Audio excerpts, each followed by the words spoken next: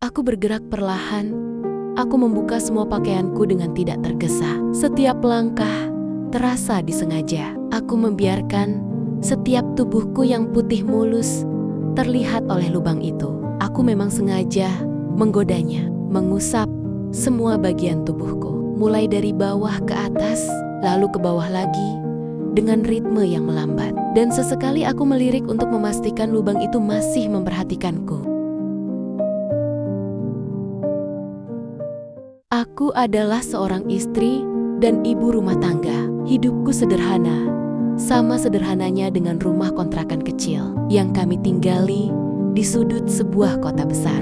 Kota ini ramai, penuh kendaraan dan suara klakson yang tak pernah benar-benar tidur. Namun, di balik hiruk-pikuk itu, rumahku berdiri dengan diam dan rapuh. Rumah itu bukan rumah permanen. Dindingnya terbuat dari triplek tipis yang dipaku pada rangka kayu. Jika angin kencang bertiup, dindingnya bergetar pelan, menimbulkan suara berderit halus seperti orang tua yang mengeluh pelan. Di beberapa bagian, tripleknya sudah mulai melengkung karena lembab. Bekas noda air hujan membentuk pola tak beraturan, seperti peta yang tak pernah selesai digambar. Atapnya seng dari lembaran lama jika hujan turun deras.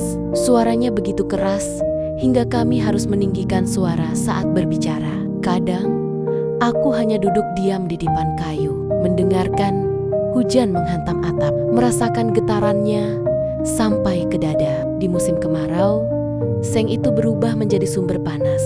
Siang hari terasa pengap, udara terjebak di dalam ruangan sempit tanpa ventilasi yang cukup. Lantainya masih semen kasar yang belum diplester halus.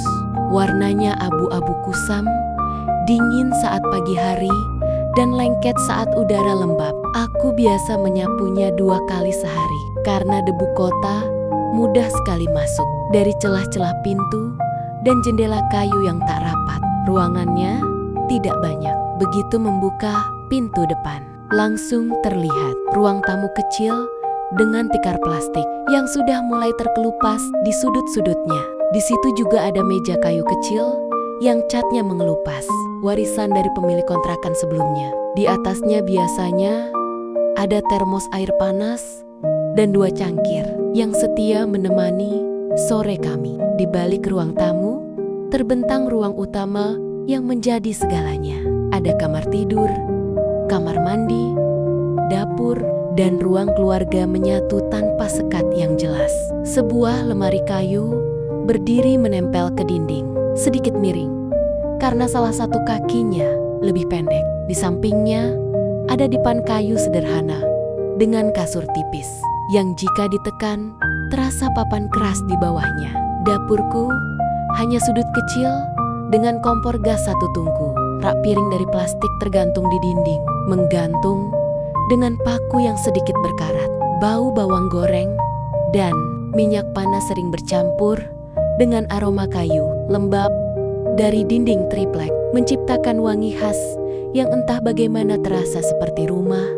Malam hari, lampu bohlam 10 watt menggantung tanpa kap. Cahayanya kekuningan dan redup. Bayangan kami terlihat samar di dinding triplek, membesar dan mengecil mengikuti gerakan. Kadang aku memandangi bayangan itu lama-lama, merasa seperti hidup di dalam kotak kecil yang memisahkan kami dari dunia luar. Meski sederhana, rumah itu menyimpan banyak percakapan, tawa kecil, juga diam yang panjang. Di sanalah aku belajar menerima hidup apa adanya, di balik dinding triplek yang tipis dan lantai semen yang dingin. Aku menyimpan harapan-harapan kecil tentang masa depan yang mungkin suatu hari akan lebih hangat dari atap seng yang menaungi kami. Suamiku bekerja sebagai karyawan di sebuah perusahaan swasta di kota besar ini. Bukan jabatan tinggi, bukan pula pegawai tetap yang bergaji besar. Ia hanya staf bagian gudang, mengurus keluar masuk barang, mencatat stok, dan memastikan pengiriman tepat waktu. Setiap pagi ia berangkat sebelum matahari benar-benar tinggi, mengenakan seragam biru yang warnanya mulai pudar karena sering dicuci. Gajinya cukup untuk bertahan, tapi tidak pernah benar-benar cukup untuk merasa lega. Setiap awal bulan adalah waktu yang paling menenangkan. Amplop gaji itu selalu ia letakkan di atas meja kecil ruang tamu. Kami akan duduk berdua, menghitungnya pelan-pelan. Uang kontrakan langsung dipisahkan. Lalu, untuk listrik, air, dan kebutuhan dapur. Sisanya kadang hanya cukup untuk membeli beras, telur, sayur murah di pasar sore, dan sesekali ayam potong jika ada sisa lebih. Kontrakan kami memang dipilih karena harganya paling terjangkau di lingkungan itu. Letaknya di gang sempit yang hanya cukup dilalui satu motor. Di kanan kiri berjejer bangunan sederhana dengan cat yang mulai mengelupas. Rumah kami menempel langsung dengan kamar kos di sebelahnya. Hanya dipisahkan satu dinding triplek tipis yang rangkanya dari kayu. Kalau malam hari sunyi, aku bisa mendengar suara dari kamar sebelah. Kadang suara batuk, suara kipas angin berdecit, atau langkah kaki yang bergeser di lantai. Bahkan ketika ia menyalakan musik pelan dari ponselnya, nadanya masih samar terdengar di rumahku. Kamar kos itu dihuni teman sekantor suamiku. Dia lumayan tampan, kulitnya bersih, dan jika berpakaian selalu rapi. Mereka bekerja di perusahaan yang sama, hanya berbeda bagian. Jika suamiku di gudang, temannya bekerja di bagian administrasi. Ia belum beristri, masih sendiri, dan memilih kos dekat tempat kerja agar tidak perlu mengeluarkan ongkos transportasi tambahan. Ukuran kamar kosnya tak jauh berbeda dengan rumah kami, hanya lebih sempit. Pintu depannya langsung menghadap gang kecil. Jendelanya kecil dan jarang dibuka. Di dalamnya hanya ada kasur lipat, meja kecil, dan lemari plastik. Aku tahu itu karena pernah melihatnya sekilas saat pintunya terbuka. Suamiku sering pulang bersama temannya itu jika jadwal kerja mereka sama. Kadang mereka duduk sebentar di ruang tamu kami, minum teh hangat, dan berbicara tentang pekerjaan, tentang target perusahaan yang makin tinggi, tentang lembur yang tak selalu dibayar penuh, atau tentang kabar karyawan yang terkena teguran. Aku hanya mendengarkan dari dapur kecilku. Hidup kami terasa biasa saja, tidak mewah, tidak juga terlalu sengsara.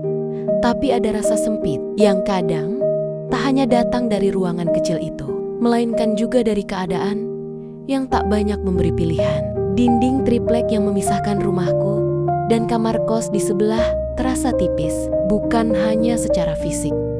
Rasanya seperti hidup kami saling berdekatan, tanpa benar-benar bercampur. Hanya selembar pembatas rapuh yang memisahkan dua kehidupan yang berjalan, berdampingan di tengah kota besar, yang tak pernah peduli pada nasib orang-orang kecil seperti kami.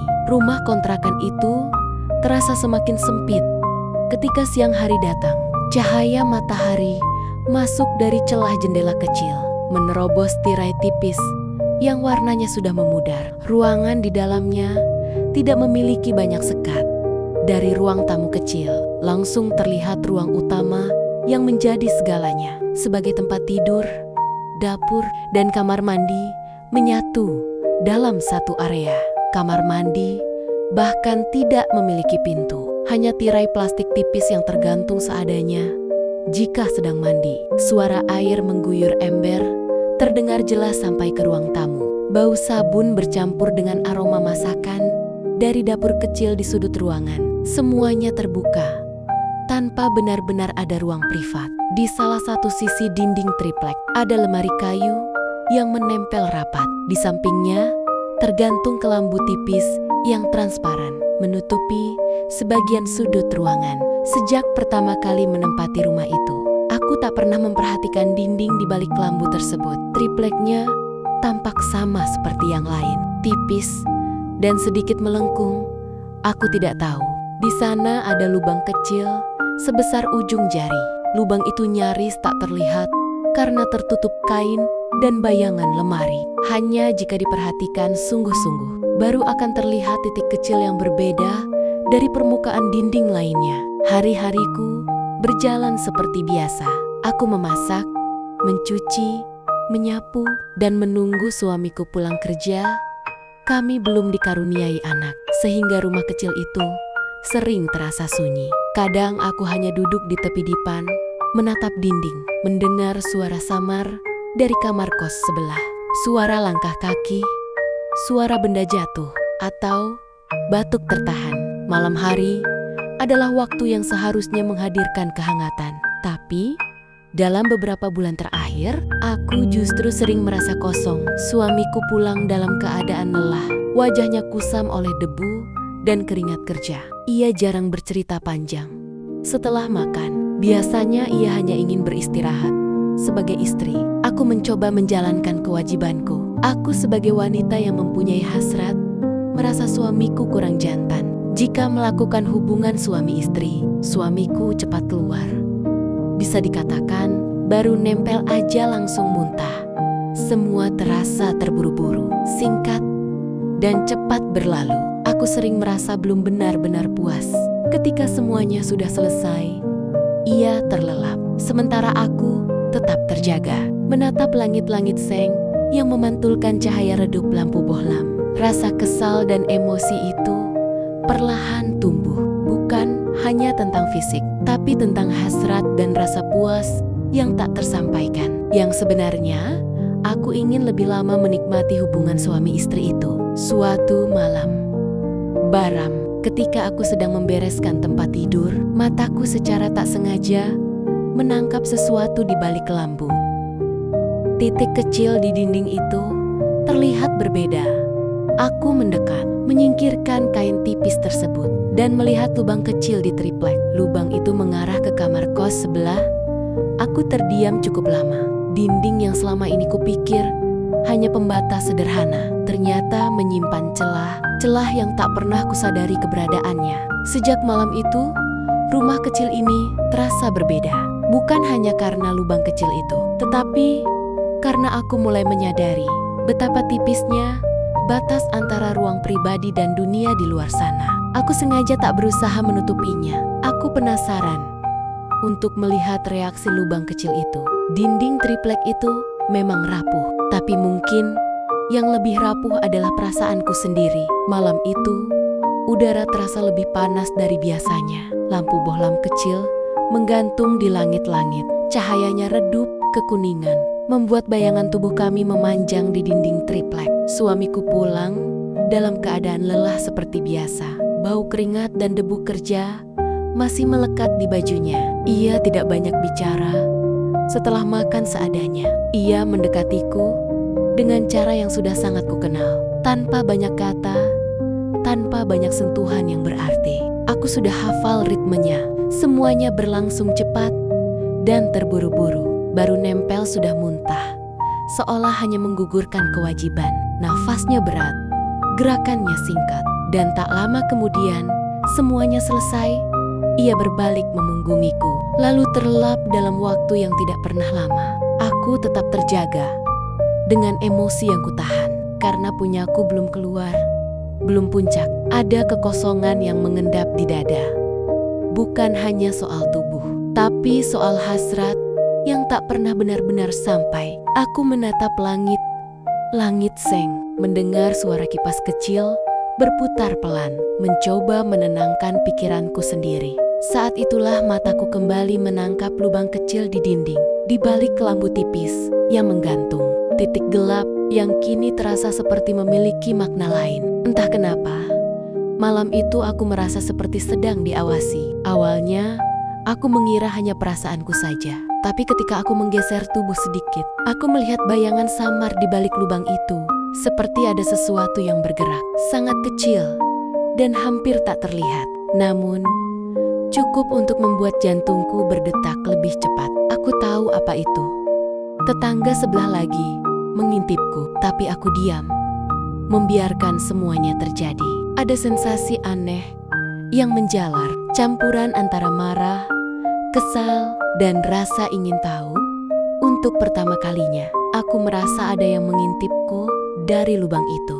Bukan sekadar disentuh sebentar, lalu ditinggalkan, tapi benar-benar diperhatikan. Malam berikutnya, perasaan itu muncul lagi. Saat suamiku terlelap, Aku berdiri perlahan. Aku berjalan ke arah kamar mandi tanpa pintu itu. Tirai plastik bergoyang pelan ketika aku sibakan. Aku bisa merasakan udara dari celah dinding menyentuh kulitku. Sebelum menyalakan air, aku melirik ke arah lubang itu. Bayangan kecil kembali ada di sana. Aku diam beberapa detik. Jantungku berdegup kencang, bukan karena takut, melainkan karena sadar bahwa ada mata yang menunggu gerakanku. Ada seseorang yang memilih untuk melihat, dan kali ini aku berpura-pura tidak tahu. Aku bergerak perlahan. Aku membuka semua pakaianku dengan tidak tergesa. Setiap langkah terasa disengaja. Aku membiarkan setiap tubuhku yang putih mulus terlihat oleh lubang itu. Aku memang sengaja menggodanya, mengusap semua bagian tubuhku. Mulai dari bawah ke atas, lalu ke bawah lagi dengan ritme yang melambat. Dan sesekali aku melirik untuk memastikan lubang itu masih memperhatikanku. Lubang kecil di dinding triplek itu kini bukan sekadar cacat bangunan. Ia menjadi saksi dari sesuatu yang mulai berubah di dalam diriku. Sesuatu yang berawal dari kekecewaan dan perlahan berubah menjadi keberanian yang berbahaya. Malam itu terasa berbeda. Suamiku mendapat jadwal masuk malam. Sejak sore, rumah kecil itu sudah terasa sunyi. Tidak ada suara langkahnya, tidak ada suara televisi kecil yang biasa menyala. Hanya suara kendaraan dari gang depan dan dengung kipas angin dari kamar sebelah. Aku berdiri lama di depan lemari kayu yang menempel di dinding triplek itu. Tanganku memilih daster paling tipis yang kupunya. Bahannya ringan, jatuh mengikuti lekuk tubuh tanpa banyak usaha. Aku memakainya perlahan, menatap bayanganku di cermin kecil yang tergantung miring. Aku sengaja memakai daster tipis yang menerawang. Ada rasa berdebar yang berbeda malam itu. Lampu bohlam tetap menyala redup, menciptakan siluet yang samar di dinding. Aku berjalan pelan ke arah sudut tempat kelambu tergantung. Lubang kecil itu ada di sana, diam, tapi terasa seperti ada mata yang menunggu. Aku mendekat, lalu aku merebahkan diri, dan bagian belakang tubuhku kudekatkan pada lubang itu. Ada bayangan kecil yang bergerak di balik lubang itu. Aku merasa ada suara napas yang memburu. Nafasku tertahan, jantungku berdetak keras, bukan karena takut tertangkap, melainkan karena sadar bahwa awal permainan ini sedang berlangsung. Ada sensasi kuasa yang menjalar di dada, bahwa ada keinginan yang tumbuh di balik dinding tipis itu. Tak berapa lama, pintu depan seperti ada yang mengetuk. Aku berjalan ke pintu depan. Dengan memakai daster tipis itu, tanganku menyentuh gagang pintu, lalu berhenti. Dari dalam pintu, aku bertanya siapa. "Saya Mbak Agus," jawabnya dengan suara terbata-bata. Aku membukakan pintu dan tersenyum. "Aku paham maksudnya. Saya mau pinjam alat kerokan, Mbak," ucapnya dengan nada tak teratur, seperti menahan sesuatu. Sebelum aku melangkah ke dalam untuk mengambil alat kerokan, dia memegang lenganku yang terbuka. Aku tak berusaha menolak. Aku menoleh dan juga memegang telapak tangannya yang bergetar. Mungkin dia sudah mengerti sinyalku. Dengan tangannya yang kuat, dia memegang tanganku, mengajakku ke dalam. Di saat itu juga, wajahku memerah. Jantungku berdegup kencang. Aku mengikuti ajakannya ke dalam ruangan kamarku. Aku direbahkannya perlahan di atas kasur. Tubuhku dirabanya, diremasnya. Aku meresponnya, menggeliat seperti cacing kepanasan. Angin malam masuk pelan melalui celah. Suasana terasa menegangkan, seolah seluruh rumah menahan napas. Jantungku seperti melonjak ke tenggorokan. Tak ada kata-kata berlebihan, hanya tatapan yang lama tertahan. Kini tak lagi terhalang dinding triplek. Setelah semuanya selesai, dia buru-buru kembali ke kamar kosnya. Tapi sebelum itu, dia mencium keningku dan berkata, "Makasih ya Mbak." Aku lemah lunglai, tapi tersenyum. Baru kali ini, aku merasakan kenikmatan yang lama. Seperti beban terlepas semuanya. Malam ini bukan tentang kewajiban, bukan tentang rutinitas, melainkan tentang pilihan. Pilihan yang berbahaya, pilihan yang sadar akan risikonya, namun tetap diambil. Dan sejak malam itu, rumah kecil berdinding triplek itu tak lagi terasa sesempit sebelumnya. Ia menjadi ruang rahasia yang menyimpan desir, bisik, dan keputusan-keputusan yang tak pernah bisa ditarik kembali. Sesuatu telah berubah, dan tidak ada yang benar-benar sama lagi setelah pintu itu sengaja tak dikunci. Di hari-hari berikutnya, atau malam-malam selanjutnya, jika aku lagi kepengen, aku cukup memakai daster tipis tanpa lengan. Dan biasanya, ku ketuk triplek yang berlubang itu 2 kali. Lalu aku merebahkan dan menempelkan sebagian tubuhku ke dekat lubang itu. Dan bisa dipastikan, akan ada yang mengetuk pintu depan rumahku. Tapi jika tetanggaku yang kepengen, dia akan menggaruk-garuk triplek itu seperti garukan kucing yang lagi kepengen. Aku yang peka terhadap kode itu.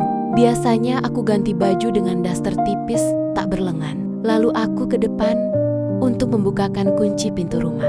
Waktu berjalan hampir tanpa terasa.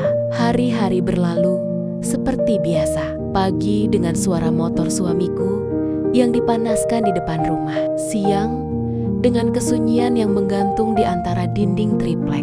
Dan malam dengan rutinitas yang tak banyak berubah. Selama hampir setahun, tidak ada tanda-tanda kecurigaan dari suamiku. Ia tetap menjadi pria yang sama. Bangun pagi, berangkat kerja dengan seragam biru yang mulai pudar. Pulang membawa lelah di bahunya. Jika ada yang berubah dariku, mungkin ia tak menyadarinya. Atau mungkin ia terlalu sibuk memikirkan target perusahaan. Lembur yang tak dibayar penuh, dan kabar pengurangan karyawan yang mulai berhembus di tempatnya bekerja. Beberapa bulan terakhir, ia sering bercerita tentang kondisi perusahaan yang sedang tidak stabil. Penjualan menurun, beberapa divisi kabarnya akan dirampingkan.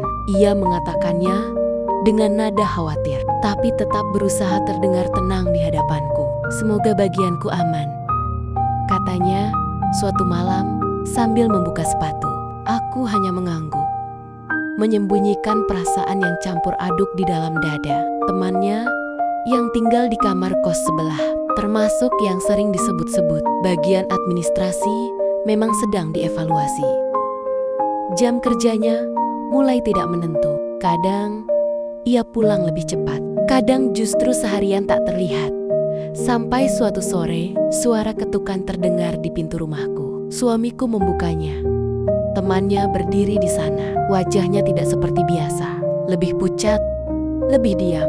Aku kena pemberhentian kerja, katanya pelan. Kata-kata itu seperti menghantam dinding triplek yang tipis itu, membuat suasana mendadak berat. Suamiku terdiam beberapa detik, lalu menepuk bahunya. Mereka duduk di ruang tamu kecil kami, berbicara panjang tentang keputusan perusahaan, tentang pesangon yang tak seberapa, tentang rencana pulang ke kampung halaman.